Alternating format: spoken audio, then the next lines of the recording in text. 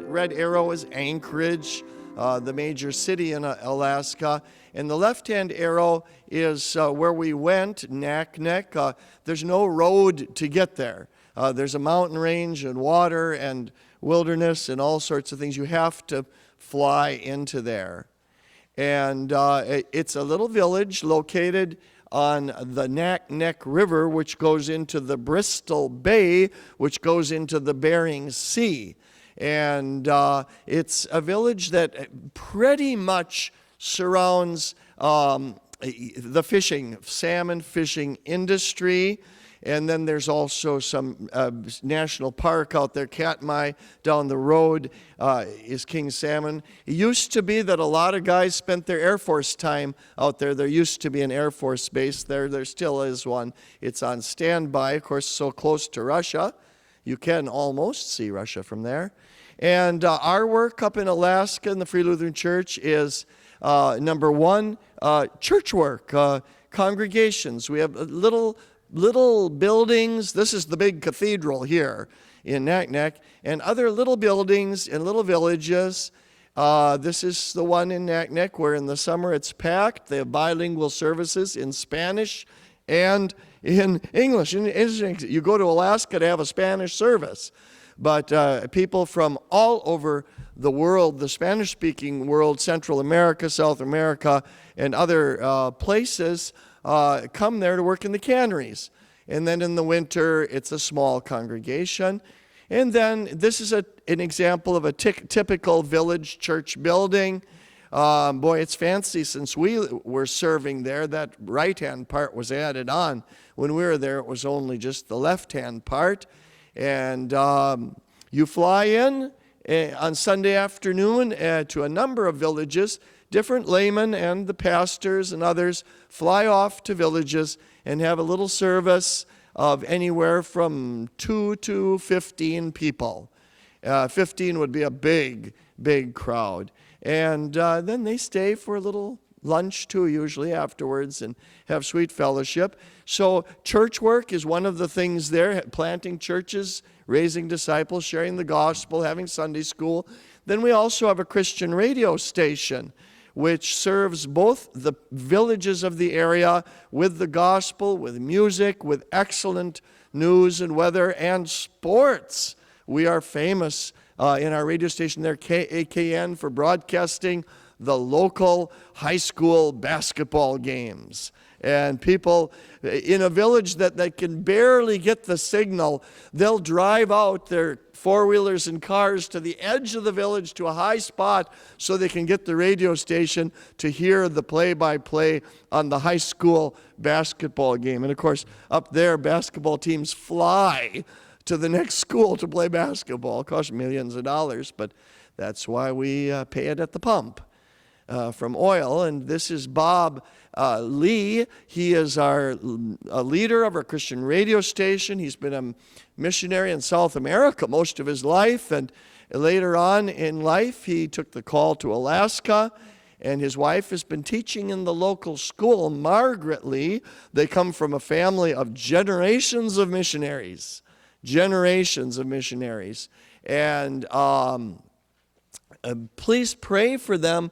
Margaret, his wife, they must be, I don't know how old they are, somewhere in their early to mid-60s, has been really battling cancer. And I think she had to give up her school teaching. She was such a blessing in the public school there. So pray for them as she battles with cancer and has to fly to Anchorage for chemotherapy. At this time, Rebecca is going to share.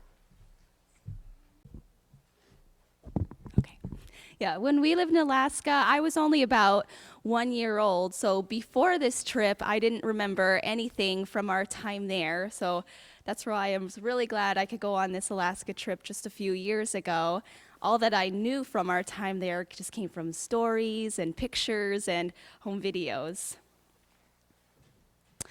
I enjoyed being able to help out at the Net, which is like a coffee shop, and there we made a lot of different cookies and cupcakes and brownies, decorating them, and people from the canneries and the fishing boats can come in and get something to eat.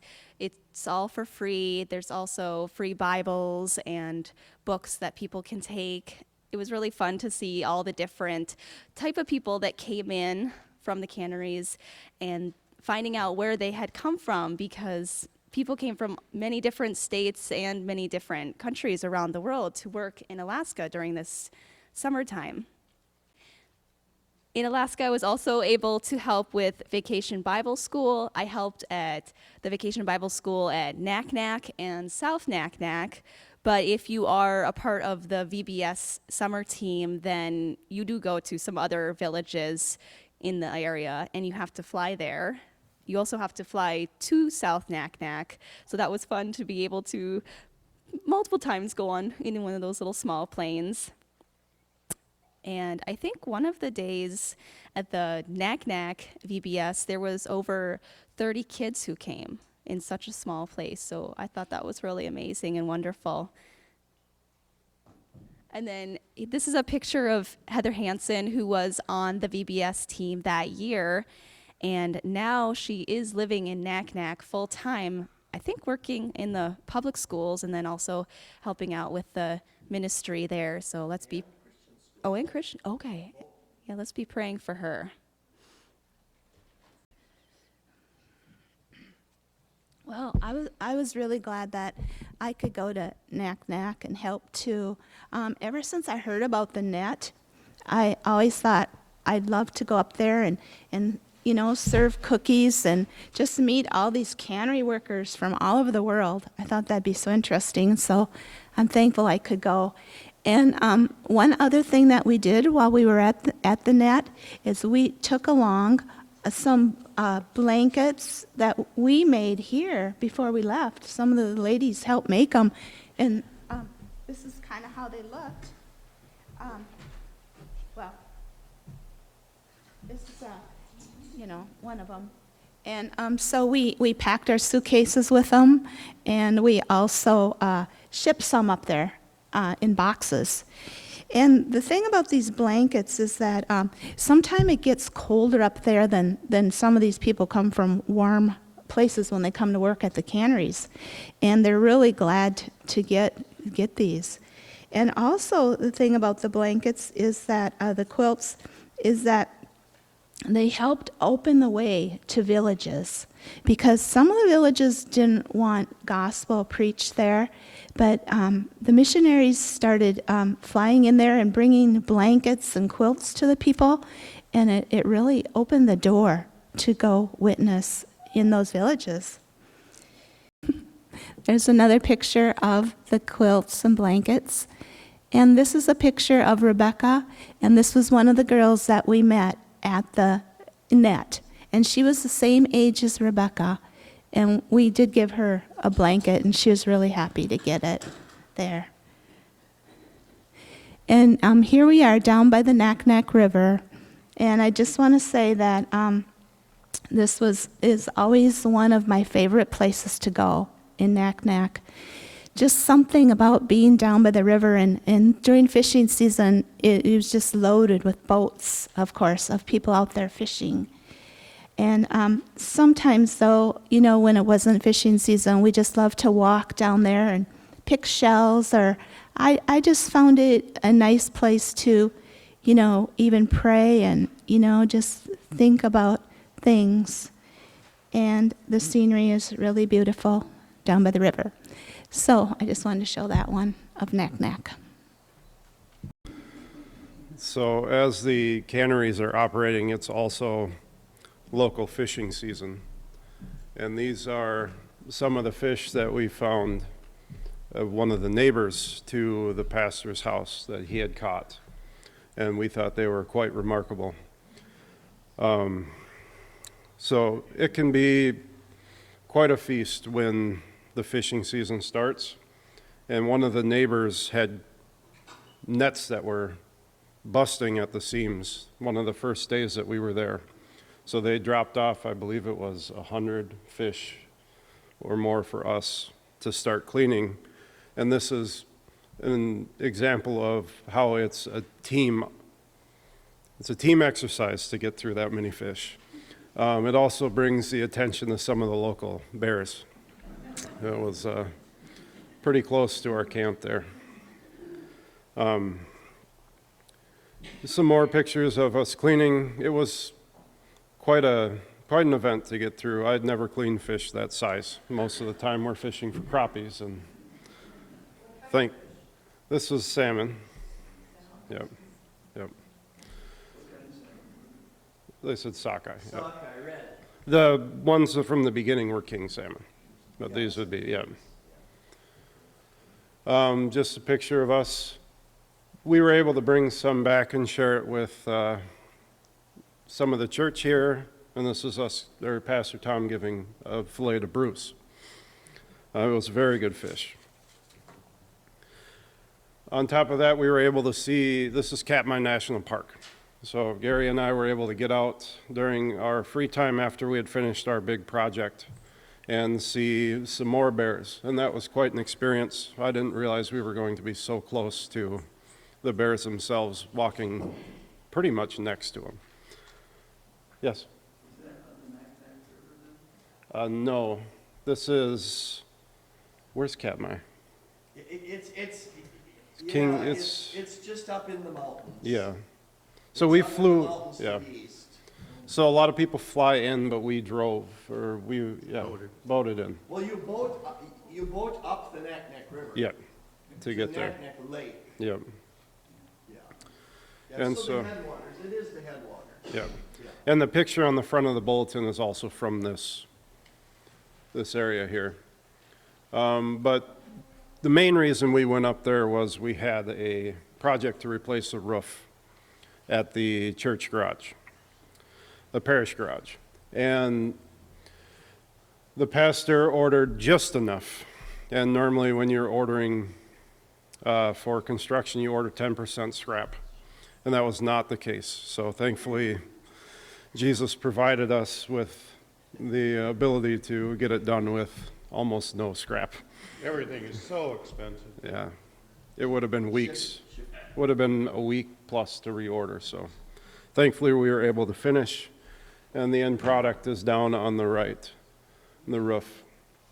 That was mostly what we went down there for, but while we were there, there were also little projects that we took care of, and those are the steps and the door that we replaced. Those steps are from actually a garbage dump that all the dock planks that are replaced go to.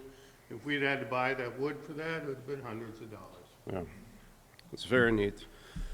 And they always have things that need to be worked on, things that need to be replaced. So even if your calling isn't direct missions, sharing the gospel, they can use your help up there too. That's what the parsonage is made up of, planks stacked vertically. That's all they could get. Use what you got. Airplanes are a huge thing up there for getting around. Like Pastor Tom mentioned, Naknek and King Salmon, you can't drive there from here. You can't. So there's just a short piece of paved highway between the town of King Salmon and Naknek, and that's all. So they have airplanes to get around, and here's the Naknek Airport, and that's the Piper Cherokee 6. Which is, that's kind of the workhorse of what they do there. And like every Sunday morning, or every Sunday, I should say, there's also a service in South Naknek, which is across the Naknek River about a mile. And so they would fly people across the river. Much safer to fly across the river than take a boat, because during the salmon run, there's all kinds of fishing boats in the river, and that would not be the safest thing to do. And a 20-foot tide. And the tide, because it's very close to Bristol Bay, to the ocean right there. It's right at the mouth of the Naknek River. Yeah, that's one of the two runways at the Naknek Airport, gravel runways, no paving. And what I had noticed that there were all kinds of airplanes kind of sitting in the weeds off the side of the runway. So it's not just the wealthy who own airplanes in Alaska, because you need them to get around. See, now there's kind of a view of what it looks like across the mile-wide Naknek River here over to South Naknek. And like I mentioned, every Sunday, a load of people would be flown over to South Naknek to go to church. And it's not very far. So I didn't measure the time on the way over there just because of the way the runways are aligned. Coming back from South Naknek, it's the flight time from liftoff at South Naknek to touchdown on the runway at Naknek is, I think it was 1 minute and 30 seconds. So, okay. Now, there's a shot in the upper left. I think that's coming back from South Naknek to Naknek. And so you're flying over the river there. You're flying over the river. And then that's the sanctuary of the church building in South Naknek on the right. Okay, and that's Pastor Jeff Swanson there talking to a couple of the guys who came to South Naknek to church. And I think the one Sunday when we were there, we had a little meal there too, didn't we? I think we had a little meal. So, yeah. Okay, by the way, just talking about airplanes, when we were there, they had 3 airplanes right there. I think they've sold one of them since, and I don't know if they replaced it or not. But, yeah. Another thing that they use the Cherokee 6 for is that there are Vacation Bible School teams that go up there for the summer, and they will go out to a village for the week and have a Vacation Bible School, and then come back for the weekend, go out to another village the next weekend. And so Jeremy Kroll is the pilot up there, and he is kept busy on all kinds of stuff. And this is a shot of the garage where some of the apartments are for people to stay who are there to work at the net. And on the 4th of July, we had a cookout. We had a cookout, and we had hot dogs and, hamburgers and so on. So, and then this is the building that took place in, and on the back side of it are a couple apartments for people to stay at. And then this is like storage for like food and other supplies and so on that people will send up there to Naknek.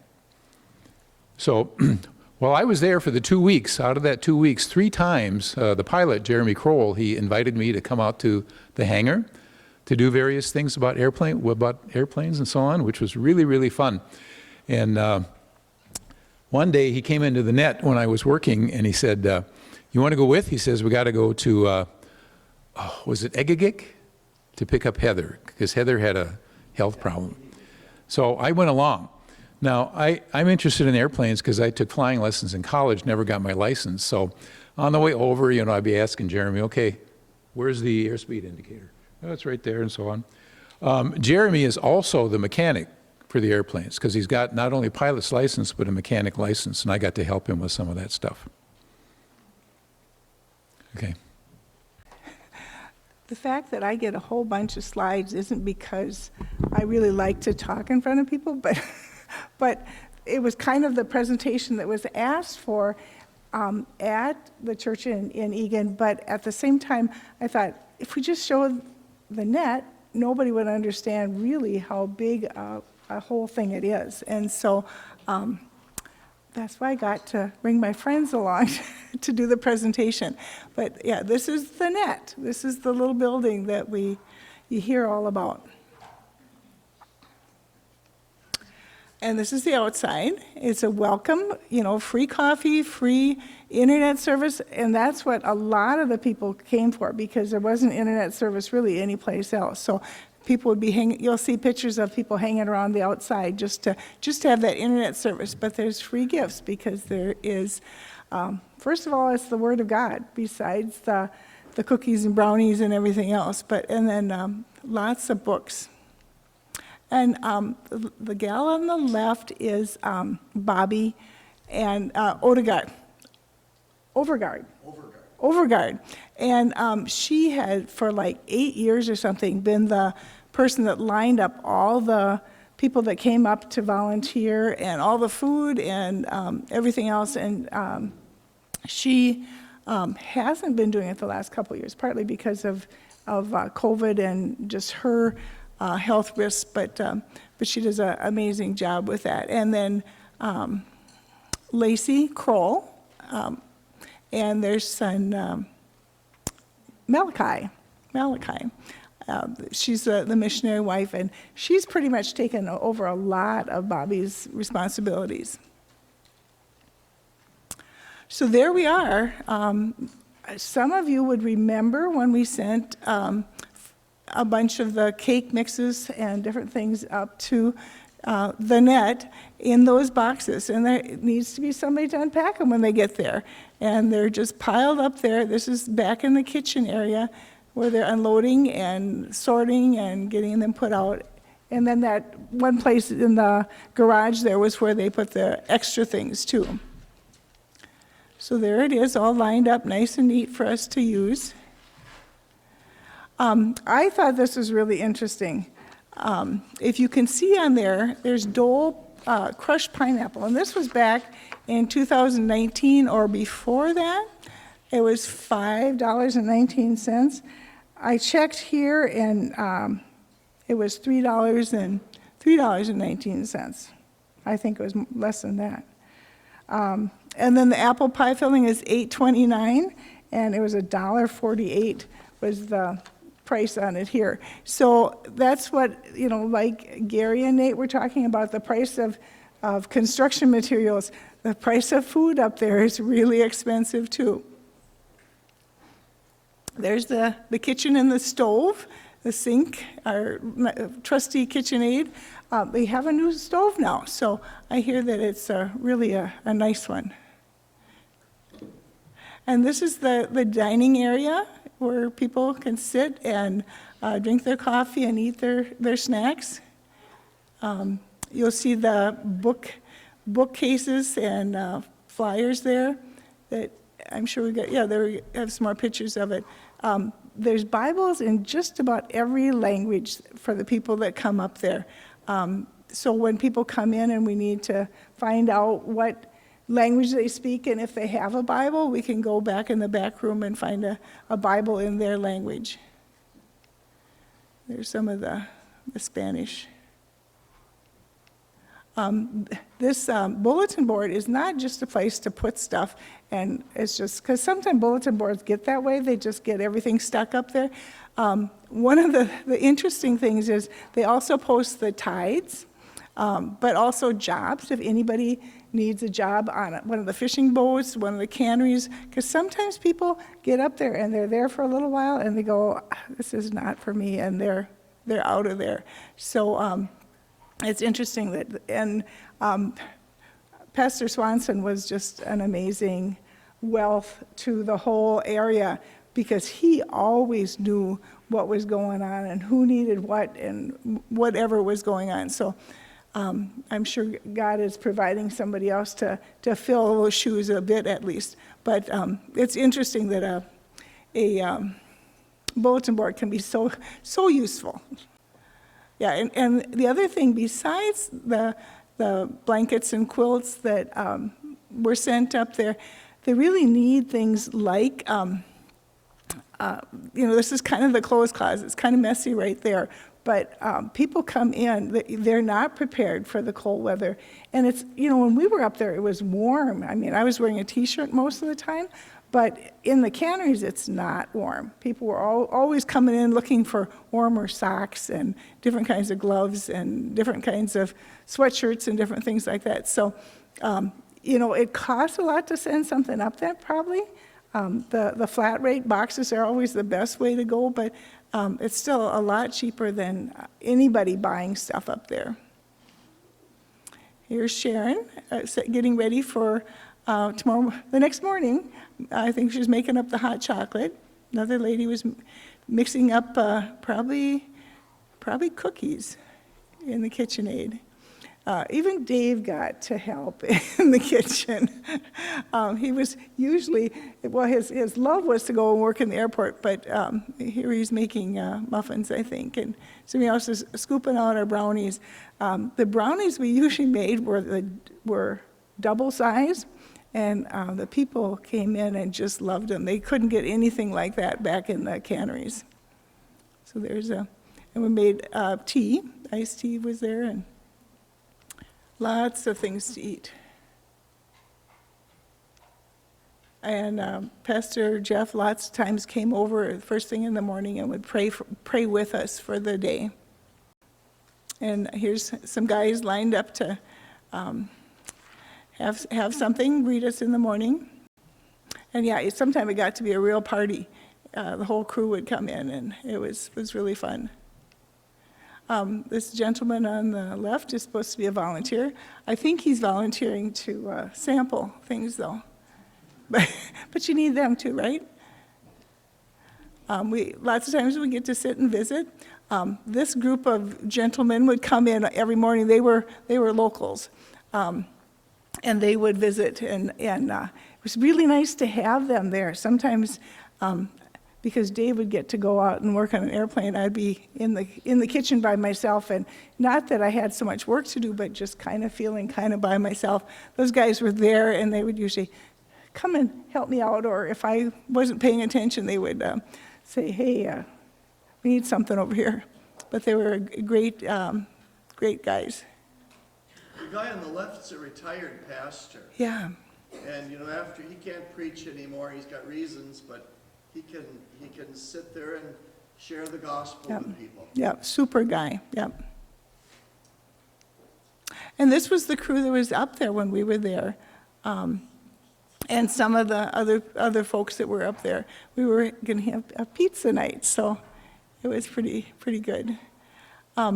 There's just a couple things that I thought you might find interesting. The canneries opened on the Naknek River in 1890, so it's been going for a long time. In 2016, they said they made 1,313 dozen cupcakes. When we were there, 49 different states were represented in the people that came up to the canneries and the fishing boats. And I wish, for the volunteers, it was 22 volunteers from 7 different states. But what I wish I knew was how many different countries, because there were so many from Eastern Europe, from Africa, from South America, different people that would come up there and work.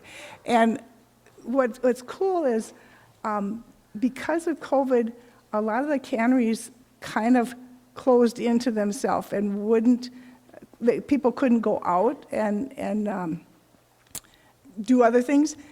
But it had, this last year, they've had a bigger outreach to the fishing boats, to really a lot of the locals even, that they didn't have before. So it's been pretty fun to see those different things. If anybody's interested afterwards, they did a special memorial's not the right word for it. Remembrance of the Swansons' time up in Naknek, and if you want to look at some more pictures of it.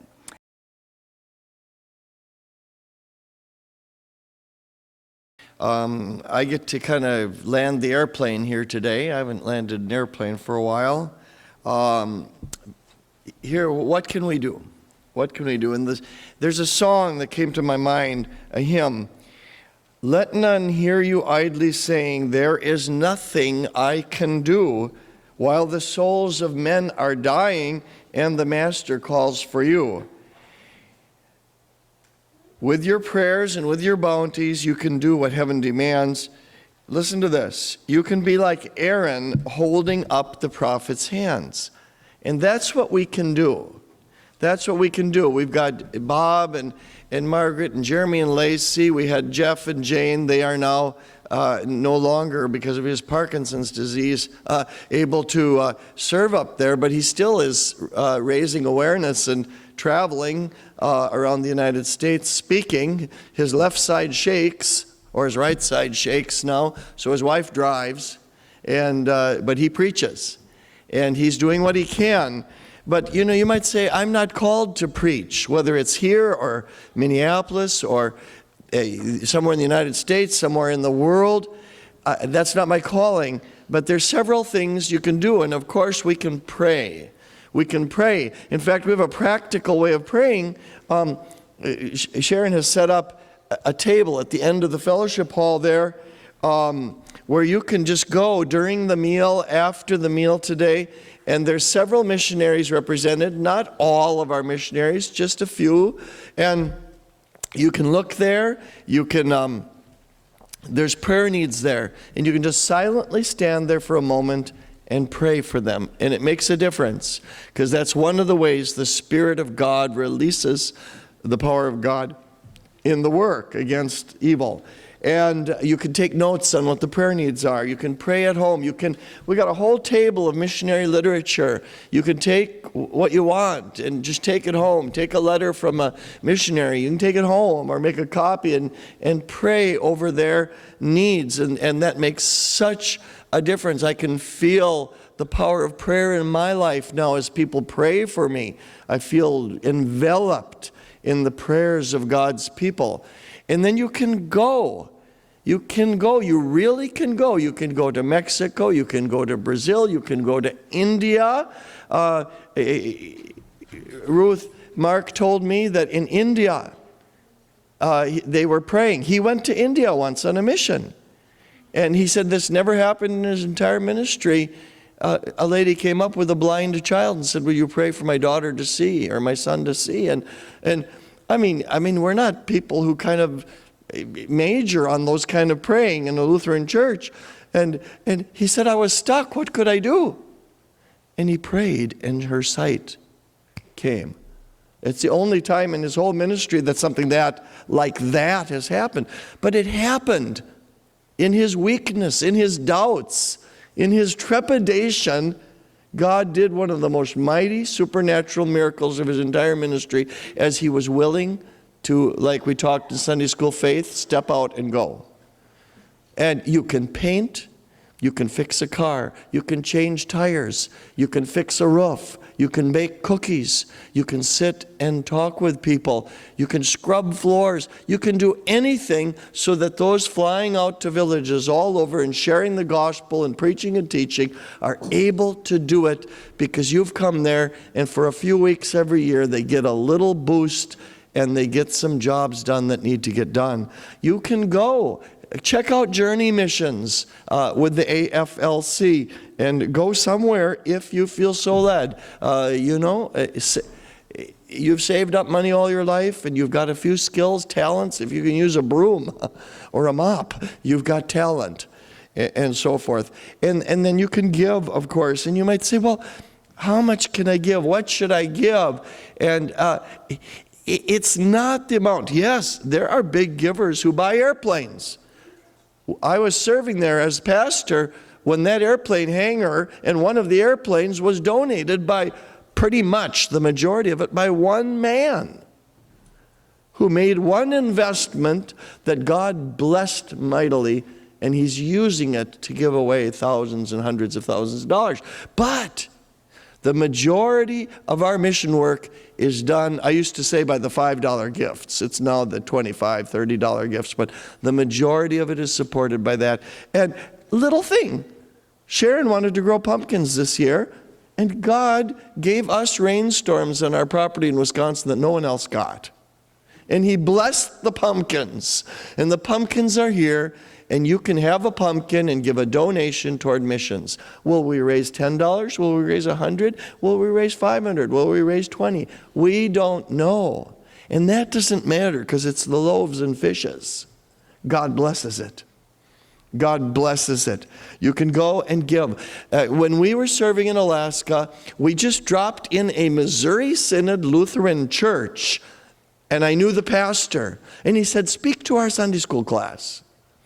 And there just happened to be, we showed some slides, someone passing through that town who lived 200 miles away, and they were on vacation. They popped in the local Missouri Synod Church, because that was their group they went to, and attended that class.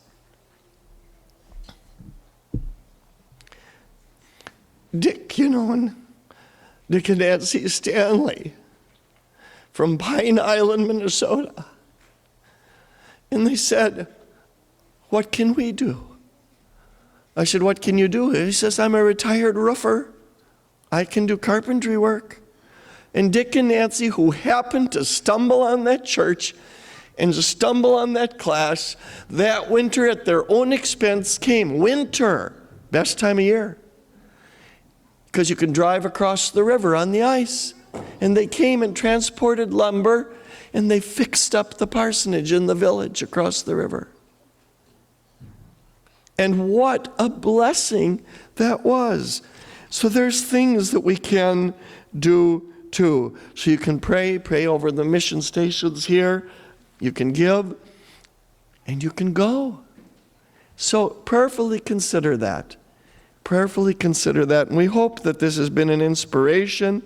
And we know you fly on a wing and a prayer. That's an old saying from the war days. But up there you fly on a wing and a prayer. When I was pilot up there, I taught a lot of people how to pray.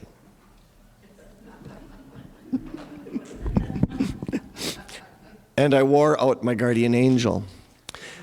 You may ask now in closing, what does God want me to do? And Hannah, at this time, if you'd come and lead us in a couple closing praise and worship songs, and then we'll finish off and get ready for the potluck dinner. But this is your time to say, God, maybe you want me to plant a few pumpkin seeds next year. Whatever. Maybe my brother is a farmer, and I'll buy one calf and dedicate that calf to the Lord's steer and sell it. You know, whatever it might be for missions. Maybe it's going. Thank you for worshiping with us today. For more information or to contact us, please visit us on the web at mnvalleychurch.org or find us on Facebook at Minnesota Valley Church.